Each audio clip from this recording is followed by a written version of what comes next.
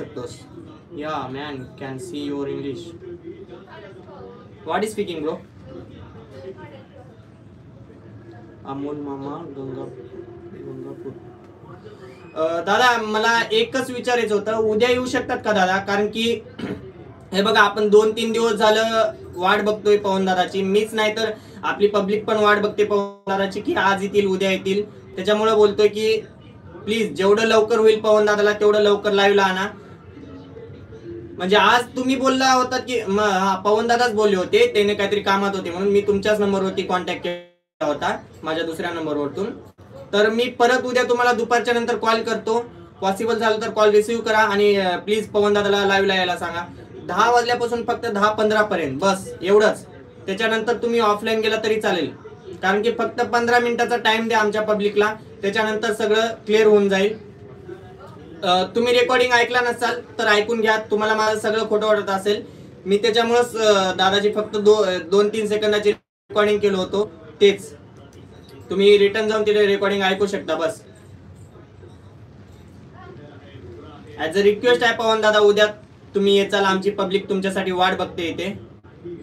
हो चालेल आम्हाला पण. हो दादा. अमोल मामा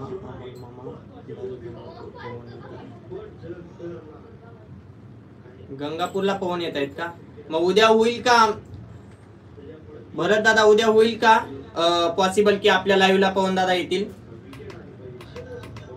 जर होत असेल तर कन्फर्म सांगा, म्हणजे मी तसं अपडेट देतो की पब्लिकला सगळेजण येतील लाईव्हला. पवन दादासाठी सगळेजण वाट बघतायत एवढे दिवस झाले की पवन दादा लाईव्हला येतील, पवन दादा लाईव्हला येतील म्हणून. कारण की एवढ्या पब्लिकला आपण रोज असं आज उद्या म्हणत चालू आहे, ते बरोबर नाही वाटत. काय पवन येत आहे लाईव्ह बोलायला? काय पवन येत आहे लाईव्ह बोलायला? समजलं नाही दादा. म्हणजे असं चॅटिंगवर नाही बोलत आहे मी की आपण ना मी डिवाइड म्हणजे आपल्या दोघाला लाईव्हला घेतो मी. त्याने तिथून फक्त लाईव्हला मी जसं लिंक पाठवतो त्या लिंकला क्लिक केल्यानंतर ते माझ्यासोबत जॉईन होतील लाईव्हला. जसं व्हिडिओ कॉल करतो आपण तसं लाईव्ह जॉईन होतात, त्याच्यानंतर आपण बोलू शकतो. असं काय नाही, फक्त पब्लिक समोर आणून दाखवायचं. आपण 2-3 दिवस झालं बोलतोय ना पब्लिकला की पवन दादा येतील, पवन दादा येतील. त्याच्यामुळे मी फक्त पवन दादाला लाईव्हला यायला रिक्वेस्ट करते बस. आणि जे काय आपल्या तिथे चाललंय ते 1-2 क्वेश्चन करायचे बस एवढंच. आता लाईव्हला घ्यायला पवन दादा अवेलेबल नाहीत वाटतं, कारण की दुपारीच कॉल केला होता. दुपारी पवन दादा जे बोलले त्याच्यावरून तर समजत होतं की त्यांच्या घरी खूप म्हणजे गर्दी वगैरे झाली, कारण की पूर्ण त्यांच्यातले जे रिलेटिव्ह आहेत ते सगळे त्यांच्या घरी येत आहेत. त्याच्यामुळं कुठेतरी त्यांच्याकडे टाइम नाहीये, नाही तर ते आजच येणार होते. आपल्याला बोलले पण आहेत की ते मी समोरून तुम्हाला कॉन्टॅक्ट करतो. आता येत आहे आमच्या सोबत आहे. मग मी तुम्हाला, अरे यार मला ही लाईव्ह कट करून हे करायला लागेल. घेऊ का मग तुम्हाला लाईव्हला आता जस्ट? तुमचं एक युट्यूब वरती चॅनल आहे ना, मी तुम्हाला लगेच लिंक पाठवते, त्याच्यावरती जॉईन व्हा.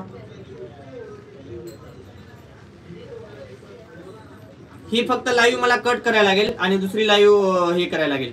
घ्या आता. हा चालेल, 1 सेकंड फक्त.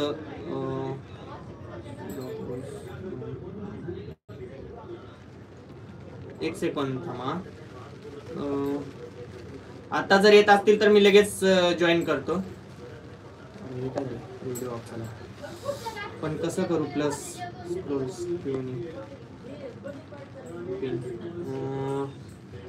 मला ही लाईव्ह बंद करून यायला लागेल. आता येते का